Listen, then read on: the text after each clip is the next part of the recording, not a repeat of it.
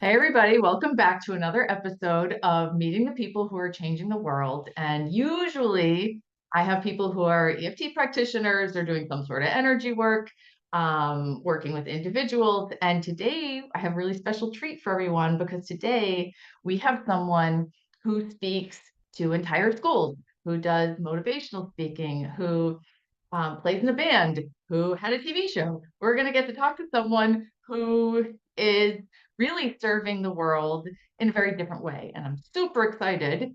So I would like to introduce everyone to Jesse Green, the machine. Actually, Hey, Dr. Jesse Green, the machine, I believe, right? Is that technically, your yeah, official name? yeah, yeah. Hey, you're not as excited as me, I bet. How are you? So excited. So excited. And so Jesse, I'm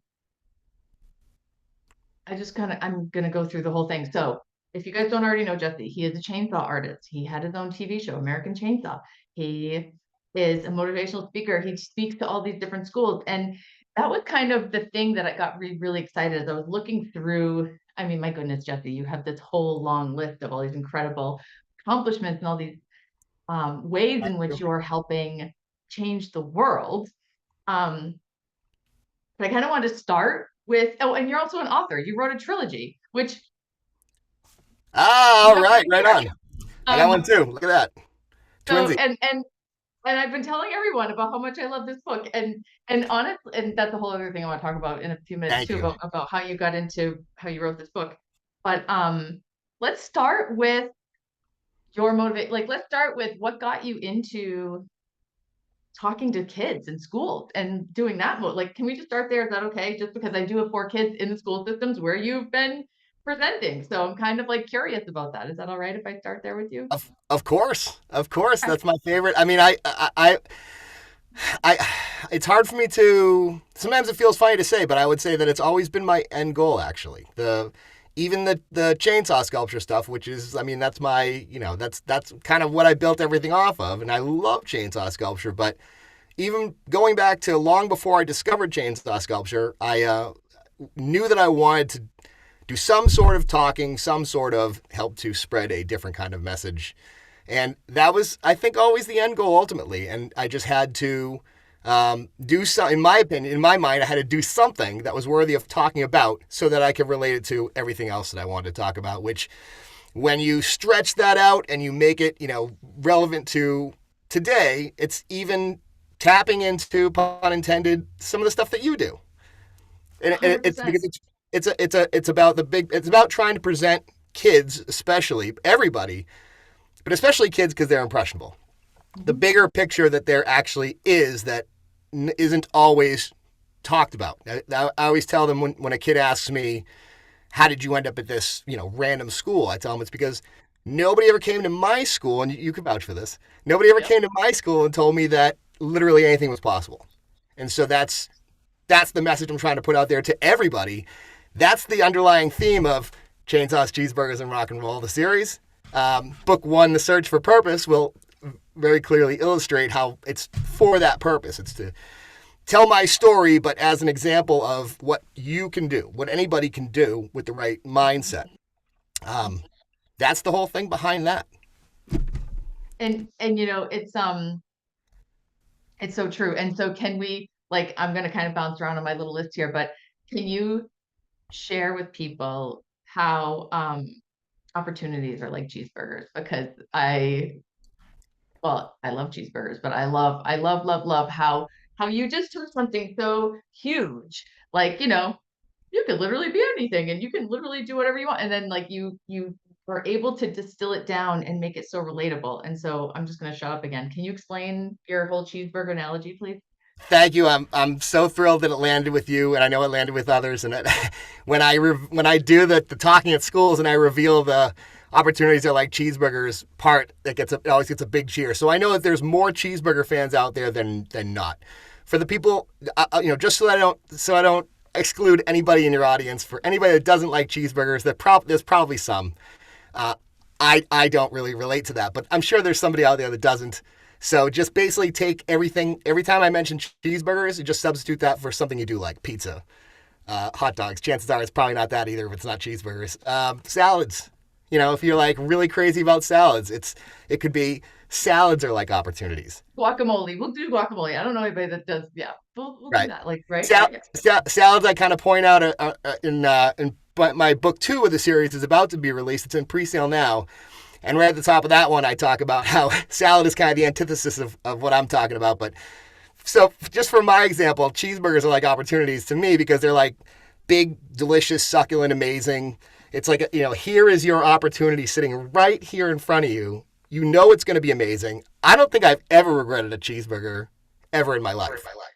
Right. And so that's what's kind of like, opportunities are like you take them when they're presented. And if there aren't any, then you make them for yourself if need be. Just be sure to add extra cheese because if you're going to do it, you might as well do it, So it's like, and also because they die. They can die in the window, they die in the plate, they die if not eaten. So that's why you have to just take them when they're presented. Or if they're not presented, make them for yourself if need be. So that's my big metaphor. That's kind of like, and then also in the series, it's a road trip. It's a dual story, so you're actually on the road with me going cross country, and so I'm eating a lot of cheeseburgers. And we're also, as a bonus, rating some of the better and worst burger joints across the U.S. Of course. Yeah. And this is a great spot. So I want to talk about your book for a minute because I think a lot of people have a book in them and they are maybe a little bit intimidated at the idea of creating their book. And when I read your book, and I just want to back up. So when you wrote your book, you started, it was, I want to say like 2013, it was a bit ago, right? And so you had that Dragon software. And so you were talking as you're driving and you were narrating into your book. And it was like, nowadays, right? It's like everybody kind of does talk to text. It's not like a new thing, but like you were kind of like cutting edge, like doing that. Yeah, no, I'm sorry, go ahead. No, I was just gonna say, like, and like it made it for me, it made it okay to like to tell your story in your own voice and not have it be, I guess, what like we all kind of think it's supposed to. I don't know, like you made it, like, you wrote a book in such a way that was so relatable and so, I guess, just okay, like okay to be me in however I want to write my book now. Like I'm like, I just want to say thank you. You gave us permission. So. That I can't tell you what that means to me. You told me that privately on the phone the first time we talked, and I really, I'm hearing it again, so I'm convinced now that it really did land, and thank you so much for saying that. It is, according to the company that make this up, it's crazy now that everybody is just talking to their phones or talking to their computers, and it's normal. It's only been 13 years, whatever it's, 2025 minus 2013, that's what it's been, 12, almost 13 years since I wrote this series. I was told by the company that made that software, Dragon Naturally Speaking, the company's called Nuance, and they told me that I was the first person ever to ever dictate an entire series, a book series, straight to text while driving solo cross country in a van. So they sponsored it and sent me the stuff to do it with, and it's only been 12, 13 years, and now that's like, to say that, I kind of feel like it doesn't even necessarily land because everybody can do it now. But, yeah, getting back to what you were saying about how, it kind of proves that anybody can write. Yes, thank you. Yes, anybody can do it. I mean, I used to always joke that any idiot can write a book, and as long as it's in paper and you put a cover on it and you've written a book. And it was kind of a joke, but I mean, obviously it's not. It is, but it's not. Everybody's got their story that's important to tell, and you can. And I definitely didn't mean it like anyone. No. I hope you know what I mean, like that. Like I meant it like you inspired us. Like, no, it's okay, right? I know, like, but if I'm not making light of everything, then like what am I doing? You know what I mean? Like everything to me is comedy, so I always try to put that comedic spin on like everything. It helps me to laugh at myself. If I can laugh at myself, then that's half the battle, and that's another big part of the message. But yeah, it was dictated, and therefore I wanted it to prove, and I talk about it right up at the top about how we're throwing all the rules, all the traditional rules of literature and grammar and how many exclamation points you can have, all that's out the window. We're just doing like, we're going off of like, this is what I'm telling such a personal story, and it's R-rated because I'm talking, and you can't, there's no way I could golly gee my way through this crazy story. And so I wanted it to seem so, like a podcast, like I'm talking to you, that it would emote that message that you just described. Feels so good, Lori. Thank you. No, thank you. And like those of you guys, I mean, everybody who knows me knows I have like we joke about how I have like a trucker's like I have a potty mouth, and we just embrace it. I am that practitioner who grew up in a barn, and we kind of like, so my book will be, what were you raised in the barn, like that. I already know the name of my book, and Do you want to share? how Do you want to share and it? do I want to share? Yeah. Do you want to share the name? Because they say that putting this stuff out there and promoting it early is the key. Now, I respect if you don't want to give it away. That's fine. I don't put No, you on the my name is what my the name of my book is, What Were You Raised in the Barn? That is the name of my book. It's Because awesome. I don't know if you knew this, being on the same school bus as me, but Oh, I knew. I I was the kid that was raised in a barn. And Yeah. I was thinking about your book too, and I was thinking about how the different layers of how kids tease and how they bully and all the different factors. And I wasn't really bullied, but I definitely was teased, like, what do you sleep with cows, or like things like that. And so that was the whole thing. And when I tell you, your book helped make it okay for me to like tell my story, I don't even have words. Like Wow. that's it. Like that's the extent of it. Like I'm just so excited to share my story eventually, once I just need a reason to drive across the country, apparently. Well, wow. It is. That's a great title. A great title. It's such a Well, great title. Like, because growing up, like if you leave a door open, people would say, like, why is yeah, the door open? What were you raised in a barn? At right. least it was my experience. I heard that phrase a lot, and it would be like, yeah, actually, I was raised in a barn. So until I was 11. I don't know what to tell you. I would encourage you to use all your own language and all your own, because that's. I mean, it's such a simple. If you just look at like the history of the world and you look at how many texts and how many different people and how many different cultures and how many different people said this is the only way to do it. And, no, no, no, no, this is the only way to do it. And there isn't an only way to do it. We are creating the next generation of everything every day. Yes. There's no rules. You don't have to, what I mean? And if you look online, and that, which can be a blessing and a curse when you're trying to figure out a book. I remember everybody told me like, oh, you got to look into publishing, you got to look into this, and I'm like, I can't do any of that. I'm still just in the editing phase. I'm not focusing on any of that stuff because it'll sway you one way or another. And if you're just looking to put out like a commodity or a product that you can sell, and you can hit a button now and AI will do it for you, and there's no heart and soul in it at all, and you can do that. But if you're trying to do something that's you, something that's artistic in the way that it's you, then Hmm. there are no rules. And yeah, thank you again for pointing out that Chainsaws, Cheeseburgers, and Rock and Roll helps to serve that point. And my live show that I do at schools, I do it for adults.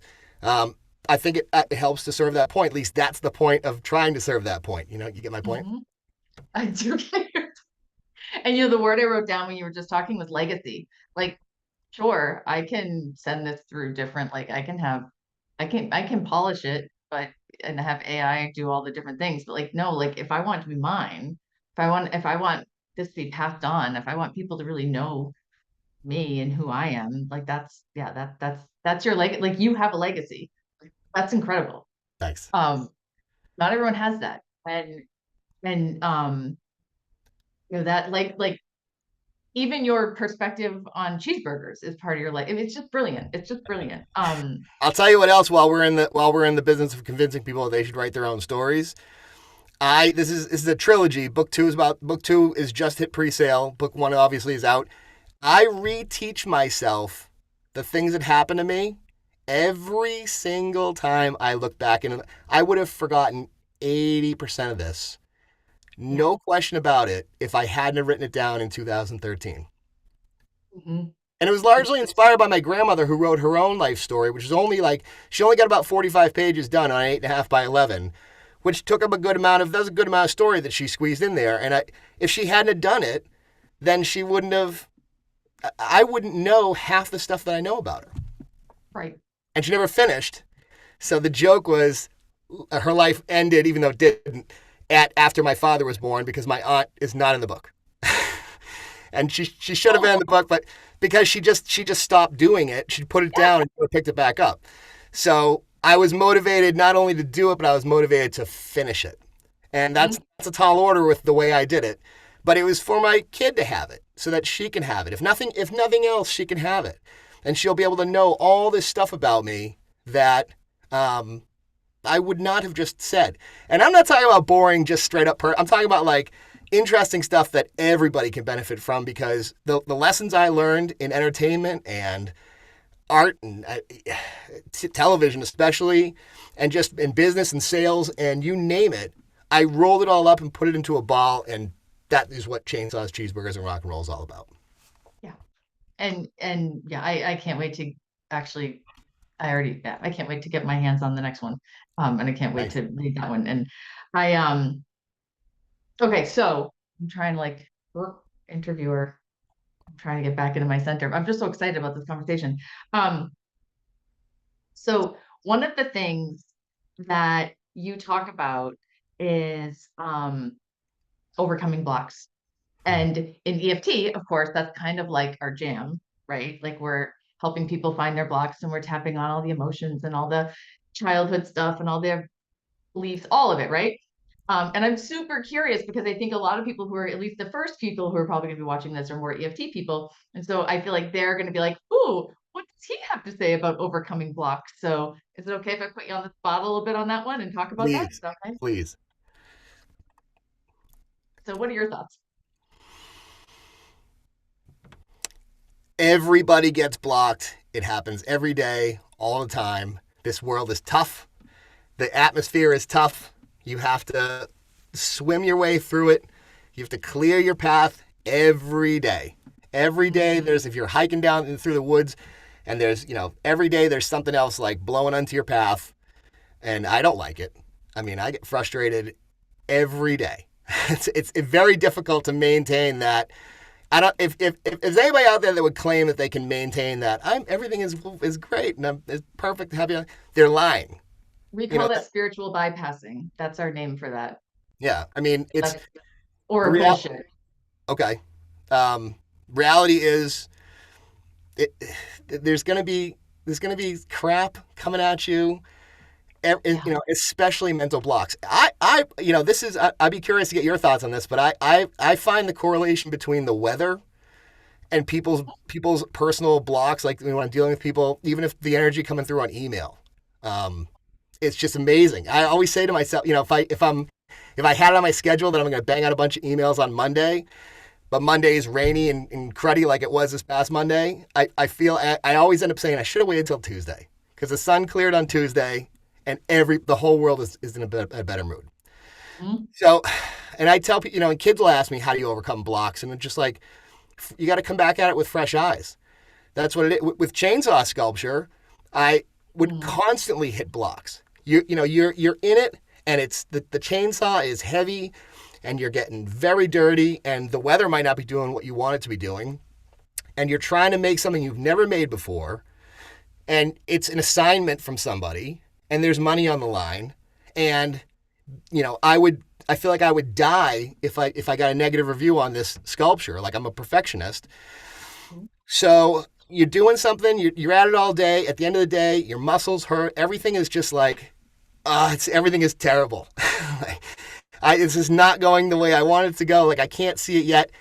And but you walk away from it, and you come back in the morning with fresh eyes, and you can't believe how everything suddenly is clearer. And then you make another look. You start with a cut, and then you step back and you look at it, and you start with another little cut, and then you step back and look at it. And then at the end of the day, after doing these little cuts progressively and making sure you take the time, don't go at it like, because that's, just like life. You can't just, the harder you hold on, that's not good. Like if you're trying to hold water in your hand, you want to hold it like Yes. this. And so, yeah. So it's the same thing with chainsaw sculpture. Come back the next day with fresh eyes. Everything looks remarkably clearer. And then you go through the steps of detail carving and then sanding, and then it just gets clearer and clearer. Just like hiking, you can't know what's around the next corner. And there's a very good chance, a 50-50 chance it's not going to be something good. And so you're going to feel like, You don't know the next step. You're not supposed to know the next step. And this is hard for me to keep in mind. I mean, the book series is just full of me, the roller coaster ride of my brain going, everything is terrible. Everything's great. Everything is yeah, it's terrible again. You just keep going. There's no big trick to it. You just keep going. I tell kids, just keep going because every little step, no matter how small, is still a step in the right direction. You Yeah. only lose if you quit. Yeah. 100%. And I love your analogy of the sculpture because like so in EFT, we have a tendency, sometimes we have if we ever come at a session from the perspective of having an agenda, right? Like maybe there's money on the line. This is a new client and they just paid us all this money and they have all like these ideas, right? That we're gonna like solve all their problems in like a couple sessions, Right. heal 20 years of trauma, right? And so we end up with this agenda, or we end up with this feeling like we're gonna fix them, or even worse, like when I hear people use the word heal, like, oh, I'm a healer, I heal people, and it's like, oh, people heal themselves. All we're doing is giving them the space to heal themselves. Like we're never healing anyone. And the other analogy that we like to use is soaking the dishes. Like, can you imagine if you had pots and pans from some really disgusting, sticky dinner, and you put them in a closet and you left them there for 20 years. That would be And like then college for me. and then one day you said, I'm gonna clean these pans out. And you just what are you gonna do? You're gonna start scraping, you're not gonna get anywhere. Like Yeah. you have to soak them. You've got to like let it settle. Like you need to like let it kind of like soften up a little bit. And then you can take a pass at it. And then you soak it with some new fresh hot water. And then you come at it again. And that's how you create like real change. It's when we come at it like I'm gonna get rid of all this stuff like overnight. It's like, no, that's not how this works. Right? And so I feel like it's same but different. I mean, it's where every time you come back working with someone, you're coming out with more fresh eyes, with more rapport, with more safety, with more connection. And then it's like, oh, now I can see where this person is. And so I love I don't know if it's landing for you, but like I can completely see the correlations between um who knew between chainsaw sculpture and EFT. Yeah, I can too. I mean, I think it's easy to relate both those things to because, and a core tenet of the books, and what I tell kids, everything takes time. Yeah. In fact, everything takes a wicked long time. In fact, I have always personally found that everything always takes at least 4 times longer than I ever wanted to or think it should. Really, it's like you're just sitting there all the time going, God, why hasn't it happened yet? I manifested it so hard. I wanted it so bad. Like I know that this is what I meant to do, or this is what I'm like, or why won't these idiots answer me back? Like how can they not know? Anything, whatever it is, like everything takes Right. even the stuff the stuff that's within my own control. This was all within my own control. It took me like 11 years to put out there. Literally 11 years from the time that I did these road trips and got the story down to it's finally out there. Over a decade. The longest project I've ever worked on, and I didn't have to answer to anybody but myself. That Okay. that's crazy. Well, first of all, so I don't know if you've heard this before, but 11 is a very strong angel number. So I don't No, know if you've heard about that, but it is. no. So maybe there's a little bit of divine stuff there. Um, the other thing is the whole like when you were just saying it takes like 4 times as long. And I mean the reality is in this world, right? Like we're so accustomed to instant gratification, Yeah, and we have this very distorted sense of um what's like what's real and like what's I don't know. And so I think kudos to you for being honest and for not bullshitting and for telling people like what really is the thing, and really and being really really direct with people and really clear and like, hey, yeah, like this is I don't know, I love this. thanks, Lori. Um so couple of, I have another question for you. You mentioned, all right, so I know we talked about you giving motivational presentations for schools, but you also said adults. So who do you serve in the adult realm? Like, are you offering, like, do you speak to like corporate, like what is your jam in the adult world? Well, right now, because the book series just finally came out, I got a great tip from a great friend about libraries. That was you. Thank you. I, I, you turned me on to the idea of going and speaking at libraries. So I now have a bunch of libraries booked. I'm doing a whole library tour, and I've also been going to councils on aging because seniors have always been a tremendous audience for me. And mm-hmm. you know, you're never too old to be inspired by something, and then they also want to just with the books, they're buying the books so that they can pass it to their kids, their grandkids, anybody who's feeling stuck. Because anybody, or anybody just wants a great story. Because this is a Hollywood behind the scenes story like you have never heard before. I guarantee I'll tell you stuff that nobody has ever told you, but it's also, so it's entertaining, but it's also, you know, I hope for people who feel like I'm a little stuck and, you know, or maybe I'm not stuck. Maybe I don't feel stuck, but maybe I just feel like I need something to convince me because people always need a point of convincing, don't you think? Yeah. Something terrible has to happen or something big, you know what I mean? And really, I had that because the story is I after I graduated and got my degree in sculpture, which is like, what are you gonna do with a degree in sculpture? You know, nobody knew. I didn't know. And I didn't, and I proved that I didn't know because I spent, you know, years stumbling around the real world, not getting anywhere, doing dead end jobs that I wasn't meant to be doing until I finally just like completely lost it. And that is what led me down the path of finally doing the thing that I was actually meant to be doing. That's the final beat in the show that I show to kids. Like, what if I never tried at all? I mean, the time would have passed anyway. I've been at this now for 18 years, which is Mhm. crazy because I left the last job and you know the last job in 2007 and went into business for myself. So it's been you know wow. And Right.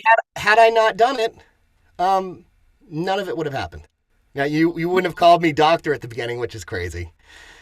Every time I hear it, it's crazy, but it's you know, but it technically is true. I do have that. So Yeah. um, you know, I just everybody is put on earth for a purpose. Your you know now I'm gonna try to steal what I think is some of your lingo. Your this is the vessel that you're given to you know Mm-hmm. you have one chance one shot at the heaven that is this. Mm-hmm. If that's how you choose to perceive it, that's what it is, Mm-hmm. and you can steer that vessel with your what's inside you in any direction that you want to do. You're not ever really stuck. If there's the will, there's the way, right? 100%. And when you were talking a minute ago about if you don't take those steps forward, and I tend to use this analogy of everyone is being drawn towards something. Everyone's got it, like whether it's a hunch or a interest or there's a pull. Everyone's being pulled towards something. Most of us ignore it. And then what happens is then we get hit like with a 2x4. And that 2x4 looks a lot like health condition or a divorce or you get fired, like something big will happen. And now you have a choice. Now you can move towards the thing that's been pulling on you, or you can ignore it and keep going through life until another 2x4 hits you. And so that's kind of, and I feel like that's a lot of times the people that come to me, they come to me because like that 2x4 hit them and they're like trying to figure out what the hell's going on and how to avoid another one. Yeah, Um, and it's like, okay, so what if you were to just take action on your purpose, which is what you're talking, like if you were to align with that purpose, that thing that's pulling you, all the other stuff falls away. I mean, I'm not saying it's perfect in roses, but it's certainly a heck of a lot easier if you're actually moving in alignment with your purpose. Like circumstances just kind of will show up for you, opportunities show up, cheeseburgers show up. Without that, though, right? And without seeing the cheeseburgers, you're back to like not you're back to not being you're like not going with whatever it is that you're being drawn towards. So um yeah, so I don't know if that speaks to you, but that's kind of that's my side of how I would word what I guess how I would say what you're saying. Well, I actually did get slammed in the face with a steel load bar. That was my final moment of, what am I waiting around? Like, how many times do I have to get hurt before I Yeah. figure out? And one of the coolest things that I've heard recently that is going to stick with me forever is that your imagination is the voice of the source of the universe or God or however you choose to phrase it. Your imagination, whatever you can imagine for yourself, that's the purpose that's what's been given to you. Yes. And so, but again, uh, simply chasing your dreams does not equal everything is ducky all the time. It's, I Oh, mean, in fact, I always say when I left the working world to go into business for myself, you're just trading one stress for another.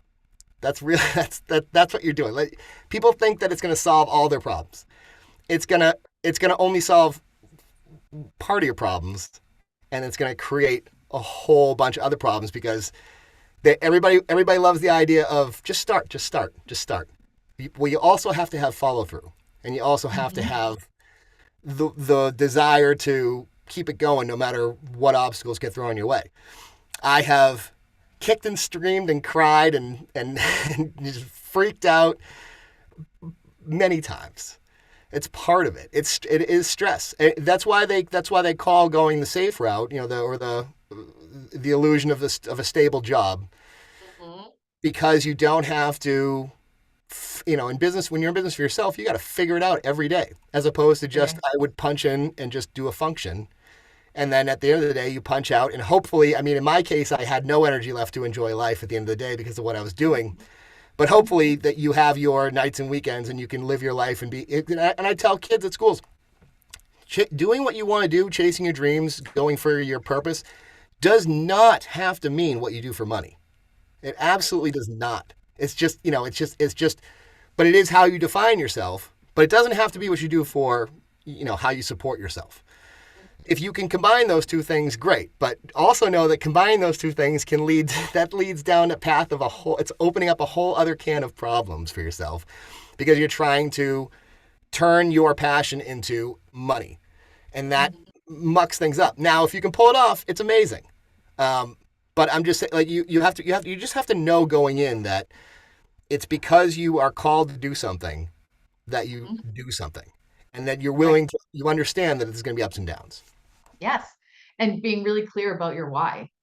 Like, we joke about how, in the whole like manifesting world, right? So the who is you, the what, the thing that you want to attract, the when would you like it, where, why is really, really important. If you don't understand your why, none of it matters. And the how is none of your freaking business.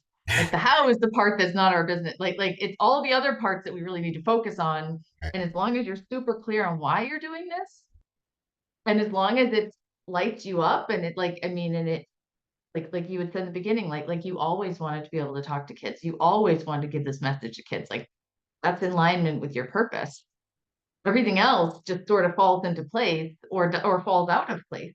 That's not in alignment, Yeah. which is so important. So you started to mention like the safe path and the unknown path. Do you have something you want to say about that? I have It seems a like million. you were starting to talk about that, right? Like I have the a, I have a, I have a million things to say about that. It's just okay. trying to distill it down to the best.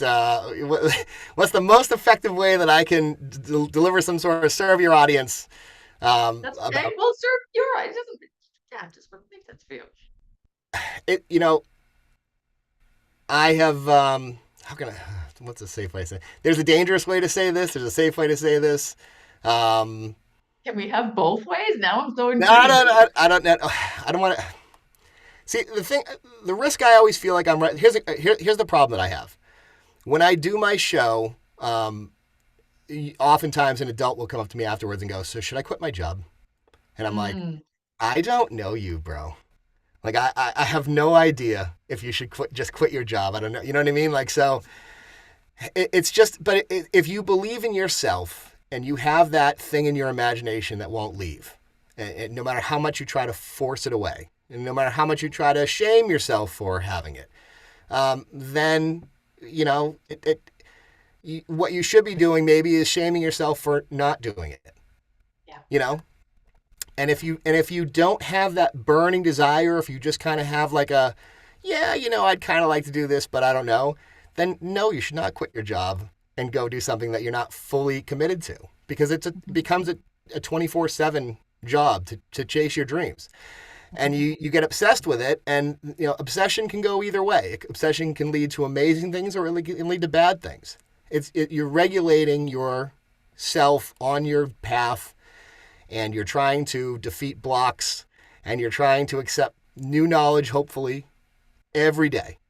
you know you're trying to one of the best quotes I've heard recently is human beings are not, they're not rational, they're not logical, they're not any of these other words, they're not practical, they're emotional.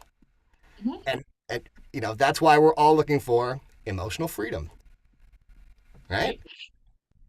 Which, guys, those of you who are in the empowerment EFT community, remember how I've said a couple times now, a chainsaw artist was like, why are you calling it EFT? Why aren't you calling it emotional freedom techniques? Because that actually makes sense and that actually is relevant. And you know what? Jesse, you just reminded me. I saw a meme recently, and you are the perfect embodiment. So I actually kind of want to make a meme of you of it instead of this guy selling watermelons. But it was like this, it was like this, it was this man, and it was two pictures, right? And so one guy's just selling watermelon, 49 cents a pound. That's all he has, watermelon. The other guy has watermelon juice and pickled watermelon rinds and sliced watermelon wrapped up and all these things. And the caption says, this is the difference between a business owner and an entrepreneur.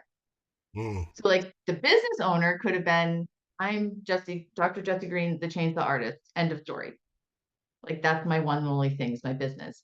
But you took it into an entrepreneurial realm and you became an author. You are singing in your band. You are like, you're giving this message to schools, to libraries, to senior citizens. Like, you're bringing this everywhere, and you've managed to share your message in so many different palatable ways, right? And so you're kind of like the poster child for an entrepreneur compared to a fit in the box business owner that just like, this is my one and only thing.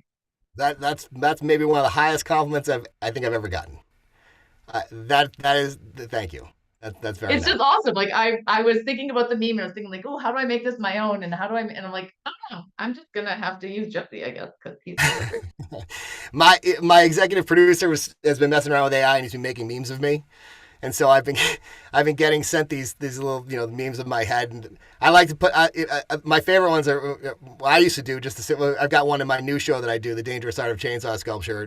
I've got my head on a stick figure body to illustrate something, which I back in my day. Now I grew up as a cartoonist. I was a cartoonist for the first 21 years of life until I decided it was time that I was grown enough and in a situation enough where I could feel like I had the freedom, sort of, to experiment with this other art form, and it was love at first cut, and there was no turning back. But I love cartoons. I lived for cartoons, and back in my day, there was no such thing as memes. There was, if you wanted something funny, you had to draw it, and then so I had comic strips in the school papers, and now to see the genesis of memes, it does my heart so good. I love that anybody can just take a picture and put a caption on it and make it hysterical. I collect my favorite ones, and I just think it's like one of the greatest things of the internet. Obviously, like not the super hurtful ones that are out there. I'm just talking about like the real funny stuff. Yeah. So being the idea of being turned into a meme in any way, shape, or form is like that almost feels like the top, the pinnacle to me. That's it. You've arrived. Yeah. Done. um, okay, so I know we're running out of time. But there's a couple of things I want. So, um, let me see. All right, real quick. So you said that you could talk about how how to change everyone's entire life in seconds. And I'm super curious. I have to ask, and then we'll wrap it up. It's not a huge trick. It's not a magic trick. It's just that when stop and think for a second. There are how many millions of people on the planet living currently, and there's how many millions and millions that have come before us we don't even know. How many people are living in absolute poverty? How many people are displaced? How many people have been there's a big thing going on right now in the world, nature wise. There's a big storm, and so how many people have just got it so much worse than you? What are you really complaining about to yourself? And certainly, what are you complaining about to other people? Why are you complaining? And then this doesn't always work on me. I complain a lot. I just want to be clear on that. In fact, in the book series, I complain a lot. I complain about the roads in New York, for example. That's a big fair. one. But I complain constantly, and I'm not. Again, but you stop and think about what other people are going through. There are other people in hospitals. You stretch that out, without me going into it, you get it. You just gotta be aware. It's awareness. Everything's awareness. You're aware of your situation, and therefore you can be aware of your feelings, and you can either validate your feelings or you can discount your feelings because and not discount in a bad way, but you can tell yourself, hey, guy or girl, come on, come on. You can't get through this. All the stuff that you've been through, all the stuff that other people go through, you can't just. So there you go. That's the whole thing. You change your own perspective. I'm not changing anybody's perspective. You change your own perspective just by simply realizing your place in. You got a grocery store down the street. Wow, you got have you got a car? That's insane. I have a van, which makes it like super insane. It's a custom built van, and so I have a van. Other people don't have. So that's the whole thing. And I mean, to me, it's not a fail safe. This always works instantaneously, but it always works ultimately. Yeah, that's beautiful.